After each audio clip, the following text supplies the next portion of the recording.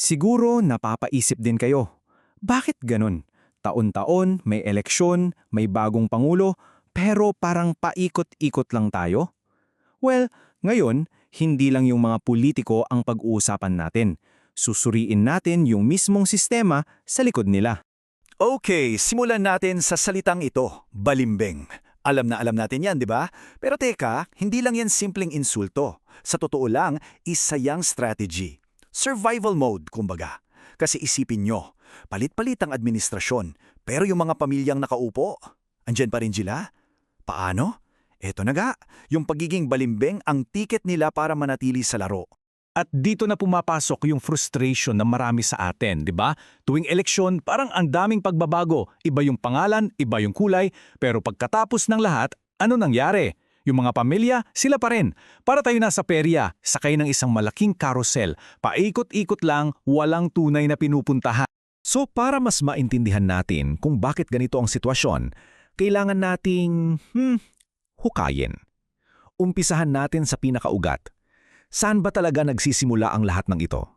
Alam nyo, madalas kasi ang tingin natin sa kapangyarihan nasa Malacanang. Pero hindi, ang totoo hindi dyan nagsisimula yan. Nagsisimula yan sa pinaka-basic, sa barangay natin, sa munisipyo, sa probinsya. Dyan sa local level, unang tumutubo yung mga buto ng kapangyarihan. Okay, so paano nila to ginagawa? Well, may formula yan. Parang 4 na sangkap sa pagbuo ng dinastiya. Una, patronage. Yung pagbibigay ng tulong na nagiging utang na loob. Alam nyo na yan. Pangalawa, yung pangalan. Pag sikat na ang apelido, parang may head start na agad. Pangatlo, kontrol sa mga lokal na institusyon. Pulis, korte, mga ganon. At pang-apat, syempre yung pera. Yung kontrol sa ekonomiya at mga oportunidad. Pag pinagsama-sama mo yung 4, ayan na, buo na ang pundasyon. Ang resulta, yung politika para sa karaniwang tao, hindi na tungkol sa plataporma o sa ganda ng mga ideya, nagiging personal na. Ang nagiging tanong, hindi na anong plano mo para sa bansa, kundi paano mo ako matutulungan. Kaya ayun, parang minamana na lang ang posisyon, hindi na pinaglalabanan base sa issue. Okay, so malinaw na yung nangyayari sa local level, no? Ngayon, paano to lumalaki? Paano itong mga lokal na alyansa na to nagiging pambansang problema? Let's zoom out. Kasi ganito yan.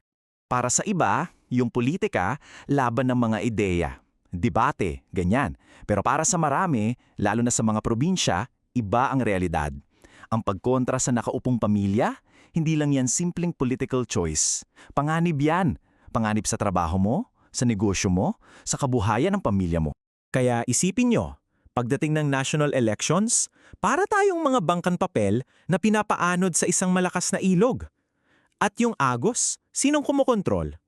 Yung mga malalaking pamilya na to at yung mga nabuo nilang alyansa.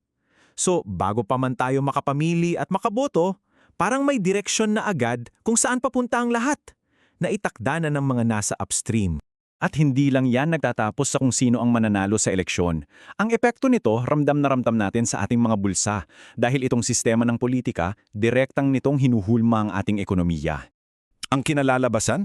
Itong economic pyramid na to. Tingnan nyo. Sa tuktok, yung yaman, lalong naiipon sa iilang pamilya. Sa gitna, andyan yung mga kailangang makisama sa sistema para umangat. At sa ilalim, well, alam na natin, mas lalong lumalalim ang kahirapan. Ang tanong na lang, nasaan ka dyan sa pyramid na yan? At ito yung masakit na katotohanan, di ba? Sa ganitong sistema, parang hindi na sapat yung sipag at talino mo. Mas nagiging mahalaga kung sino ang kilala mo. Para kang nag-e-effort umakyat sa hagdan tapos yung iba, relax lang sa escalator dahil sa apelido nila. Unfair pero yun ang nangyayari. So, lahat ng to, konektado.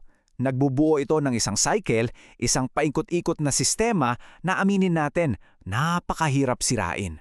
Paano ba to gumagana? Simple lang sana. Ganito yung cycle.